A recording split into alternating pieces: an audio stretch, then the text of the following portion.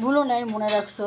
মাঝে বলার তো কারণ আছে, তোমরা মনে রাখছো কাজের মাঝখানে কেন ডিমটা দিলে যাতে সুন্দর দেখ।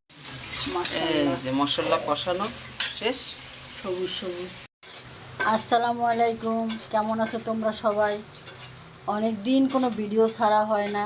তোমরা তো আন্টিকে আনারকলি সবাইরে ভুলে গেছো। ভুলো নাই, মনে রাখছো। মাঝে বলার তো কারণ আছে, তোমরা মনে রাখছো কাজের ইসের চোটে তোমরা আমরা আসলে সবাই ভুলে গেছি, সত্যি কথা যেটা। কারণ ঘরের ভিতর তো আমি আর আনারকলি রান্না বলো খাওয়া বলো, রুবিনা তো আইসা গুছাই দিয়া চলে যায়। তা দুপুরে গ্যাঞ্জাম হয়েছে, কেউ আর মাংস দিয়ে, মাংসের সাথে সাথে পাবদা মাছও রান্না করা আছে, ভর্তা করছি, ভর্তা বেগুন ভর্তা করছি খাবে না। পরে কেউ ধরবে না। এখন রাত্রে আনারকলিরে বললাম, আনারকলি রাতে কি দিয়া খাবে? এখন পেঁপে দিয়া ডিম রান্না করব, ডিম দিয়া পেঁপে রান্না করব। পেঁয়াজ ভাজতেছি, লবণ দিয়ে দেব। এখানে আনারকলি জিরা নিছে, 8-10টা কাঁচামরিচ নিছে, আর 2টা রসুন নিছে, একসাথে মিলে বাইটে দিছে। ফ্রিজ খুইলা ওটি বরফ হয়ে গেছে, সেই জন্য বাইর করবে না আনারকলি।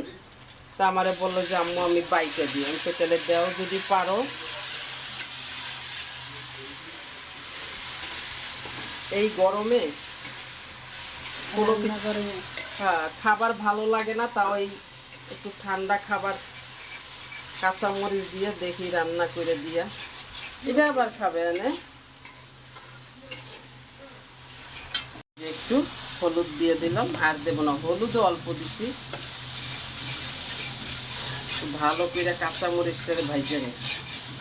দেখো কিভাবে ভাজছি, একদম তেল শিরায় শিরায় ঢুকে গেছে। এবার সামান্য একটু পানি দিয়ে কষাই নেব। পানিটা এরকম অল্প অল্প করে মাঝখানে ঢাললে না একদম ছ্যান ছ্যান করে ওঠে না। এই যে মশলা কষানো শেষ, সবুজ সবুজ। এবার দিয়ে দেব বিসমিল্লাহ পেঁপে।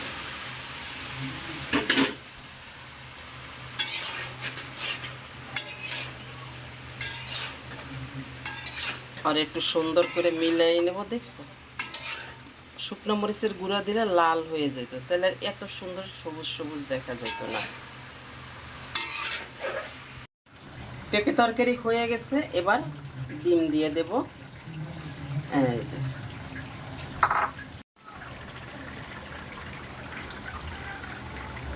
শেষ। ঢাইকা 2 মিনিট রাখবো।